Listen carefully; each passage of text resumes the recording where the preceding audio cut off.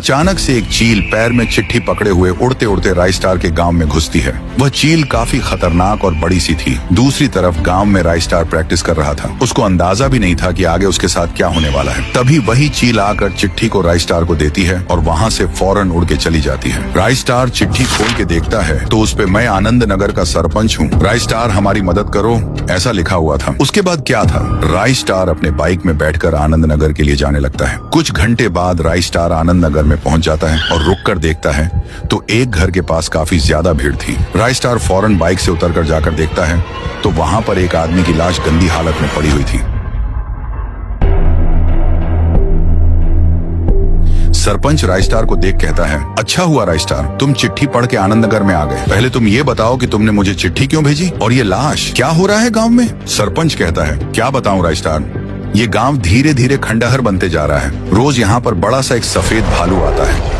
वह काफी खूंखार और मौत का भूखा है। जैसे ही उसे कोई भी इंसान दिखता है वो उधर आकर उस इंसान पर हमला कर देता है। अभी तक उसने 15 लोगों को मार दिया है। रोज गांव के लोग उस भालू से परेशान हैं। लोगों के पीछे पड़ता है। अब तुम ही हमें इस भालू से बचा सकते हो। वह भालू गांव के जंगल की ओर गया है। तभी गांव वाले राइस्टार के नाम से नारा लगाते हैं, राइस्टार जिंदाबाद, राइस्टार हमारी आखिरी उम्मीद है। उसके बाद क्या था, राइस्टार गांव के जंगल की ओर चल पड़ता है। राइस्टार जब जंगल में पहुंचकर छुप के देखता है तो हैरान हो जाता है। वहाँ वही भालू बैठकर रो रहा था और किसी की याद में डूबा हुआ था। राइस्टार ने सोचा, जरूर इसके साथ कोई अनहोनी हुई होगी, तभी ये इतना रो रहा है। राइस्टार ने सबसे बड़े जंगल में जाने का फैसला किया। जब वो बड़े जंगल में आके अपनी बाइक रुकाता है तो उसे वहाँ जंगल का रखवाला दिखता है। फिर राइस्टार रखवाले से सवाल पूछता है, अरे भाई, यहाँ पर कोई सफेद भालू रहता है क्या। रखवाला, हाँ, यहाँ पर सफेद भालू और उसका बच्चा रहता है।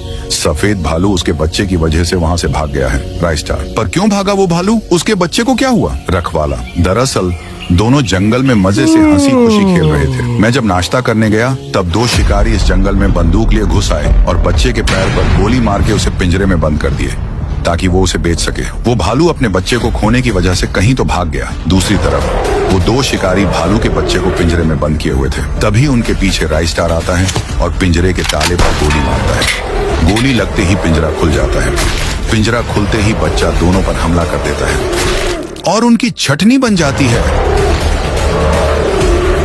फिर राइस्टार बच्चे को उसके पापा से मिलवाता है। दोनों भी बहुत खुश थे।